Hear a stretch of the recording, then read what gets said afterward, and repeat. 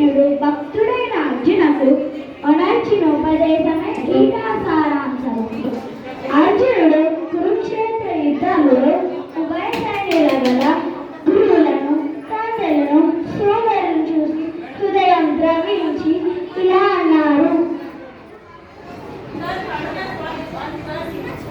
అర్జున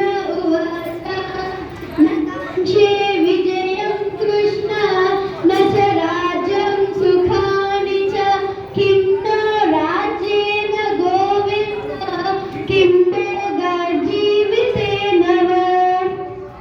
ఈ శ్లోకం యొక్క భావం: అర్జునుడు స్వజనులను చంపుటకు ఇష్టపడక, ఓ కృష్ణ, నాకు విజయం వలదు, రాజ్య సుఖము వలదు.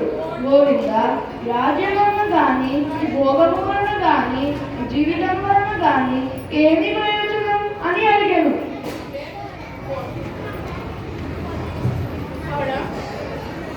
భగవాను వాచ వాసాంసి జీర్ణాని యదా విహాయ నవాని గృహ్ణాతి నరో పరాని తదా శరీరాని విహాయ జీర్ణం నన్యాన్ని సంయాతి నవాని దేహి.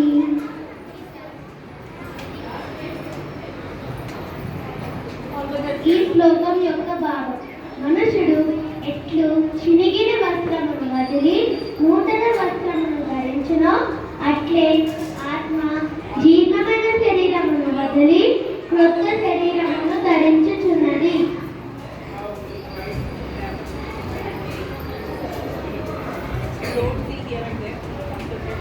జాతాత్యహి ధ్రువో మృత్యుః ధ్రువం జన్మమృతస్య చ తస్మాద్ పరిహార్యేతే నత్వం శోచితుమర్హసి. పుట్టిన వానికి మరణం తప్పదు, మరణించిన వానికి జన్మము తప్పదు. అనివార్యముగా ఈ విషయం గురించి శోకింపదగదు.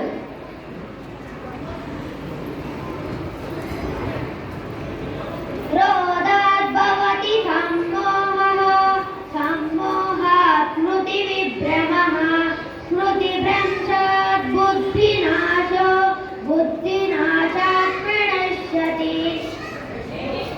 ఈ శ్లోకం యొక్క భావం: కోపం వలన అవివేకం కలుగును, అవివేకం వలన జ్ఞాపక శక్తి నశించును, దాని వలన బుద్ధి నశించును, బుద్ధి నశించినచో మానవుడు పతనమవును.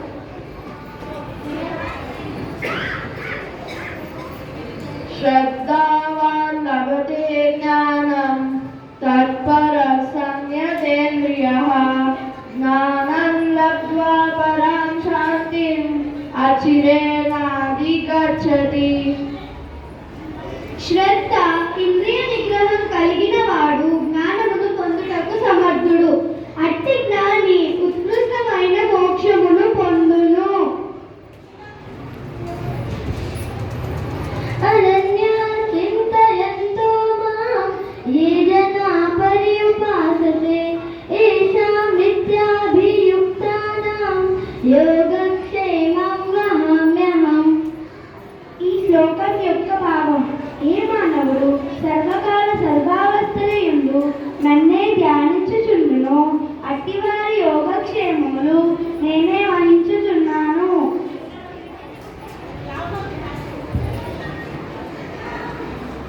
యదా యదా హి ధర్మస్య గ్లానిర్భవతి భారత అభ్యుత్థానమధర్మస్య తదాత్మానం సృజామ్యహం. ఈ శ్లోకం యొక్క భావం: ఓ భరతవంశీయుడా అర్జున, ధర్మము నశించినప్పుడు, అధర్మము వృద్ధి చెందినప్పుడల్లా